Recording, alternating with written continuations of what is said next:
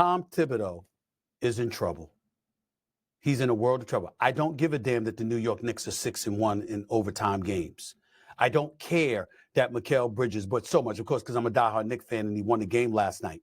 Molly, Big Perk, prior to the game, Mikal Bridges revealed he had a private meeting with Tom Thibodeau about the starters playing too many minutes and the bench playing too little, saying, quote, sometimes it's not fun on the body. Tom Thibodeau proceeds to play this brother 41 minutes, put the ball in his hands. He delivered the goods, and they won the game, which is a good thing.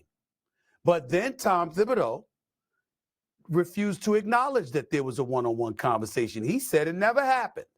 That's a player that the Knicks sent 5 picks away for to bring to New York to pair with the superstar for the team, Jalen Brunson, his former teammate at Villanova. And if you play that game in the NBA with players, you're going to lose as a head coach. Welcome to New York Minute Sports Show. We got Stephen A. Smith and Knicks news. Tom Thibodeau, like usual, is running the New York Knicks into the ground. And Mikal Bridges brought it up to Tibbs in a personal meeting.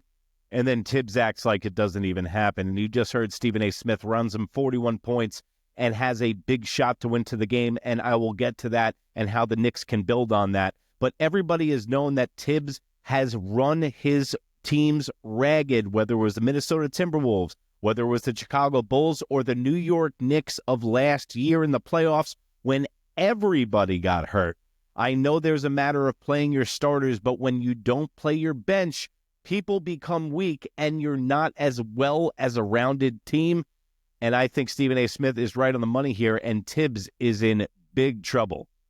It just has the credibility. Molly Perkins testified to this. He's one of the Iron Men of the league. He's always playing.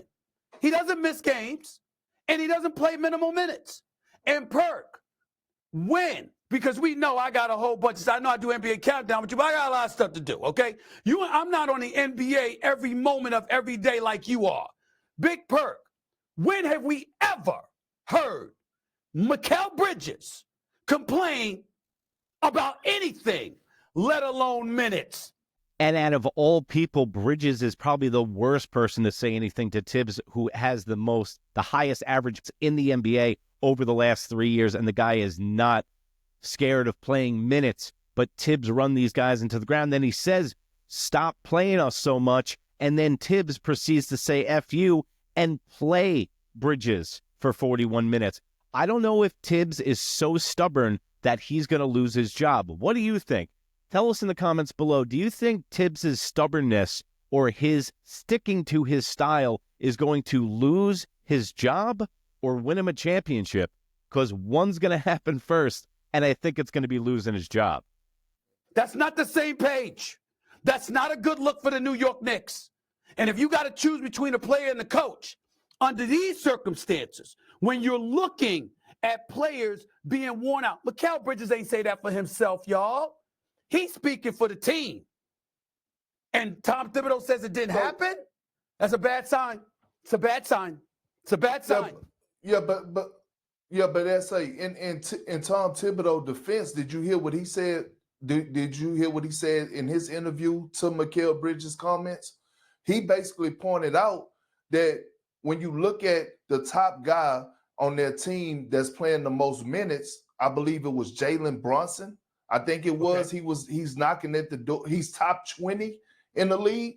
And then he pointed out that his wings, yes, Mikal Bridges and OG Anunoby, if you look over the last month and a half or so, their minutes have went down to 36 minutes a game. And he also talked about the parent and why OG and Mikal Bridges play so many minutes, because they're quote unquote elite wing defenders. So if you're playing against a Jason Tatum or playing against a LeBron James or Jaylen Brown, and those guys are playing 40 minutes, 9 times out of 10, the coach are going to match those minutes. Yeah, but that's a bad point, because you're not playing the Celtics every night. You're playing other teams. You're playing the Pelicans. You're playing the Jazz. You're playing these subpar teams also, and you're still playing There was a blowout one night where the Knicks scored the most points they ever scored in one game, was 147 points, and everyone played 41 minutes. You don't even take the guys out even after they're hurt. This is what happens.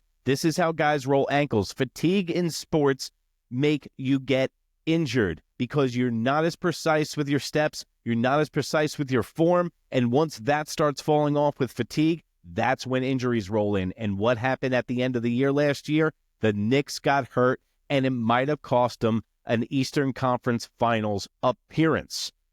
Tom Thibodeau has more excuses than a pregnant nun, and I'm fed up. No one's brought up the fact this year that maybe these guys aren't coached that well, and that's why they haven't succeeded or beaten the better teams. Or how about this? Maybe the reason that they haven't beat the Oklahoma City Thunder, maybe the reason they haven't beat the Celtics or the Cavaliers is because they're poorly coached. Let me know what you think in the comments below, and don't forget to subscribe and like to New York Minute Sports Show. It's New York sports for New York nuts. Catch you next time, guys.